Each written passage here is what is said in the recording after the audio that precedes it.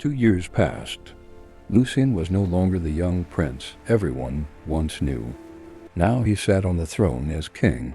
The crown was placed on his head, and the entire court bowed before him.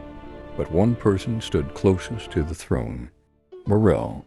She watched everything quietly, like someone who had been waiting for this moment. At first, Lucien tried to rule on his own. Advisors filled the council chamber every day. They argued about money, wars, and alliances. Lucien often hesitated before making decisions, but Mirelle was always there beside him. Sometimes all she had to do was touch his arm, and suddenly Lucien would agree with whatever she suggested. The court started noticing something strange. The king rarely spoke to anyone anymore, except Mirelle. Soon it became normal to see them together everywhere, on the castle balcony and the royal gardens, walking through the palace halls. Mirelle stayed close to him at all times, and Lucien didn't seem to mind. In fact, he seemed to need her. One evening in the castle library, Mirelle dismissed all the servants.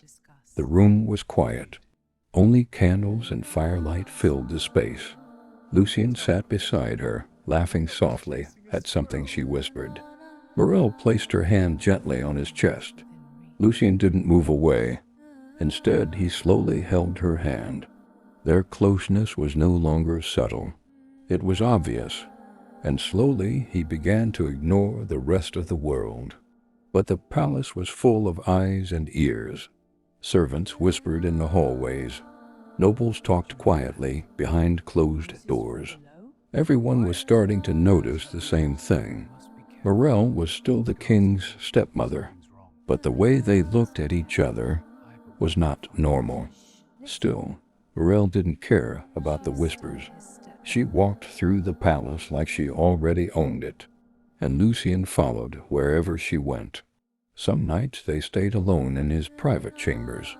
Mirelle would stroke his hair gently, calming him like a child. Lucien would rest his head against her shoulder, listening to her voice, trusting her completely. Sometimes when she touched his face, his eyes would glaze for a moment, like he was falling deeper under her control. Then one day, the entire royal court gathered in the throne hall. A royal messenger brought an official announcement scroll. Lucien opened it slowly. The room was silent. Then he read the declaration out loud. He was going to marry Mirelle, his own stepmother. Gasps spread across the throne hall. Nobles looked at each other in shock. No one could believe what they had just heard.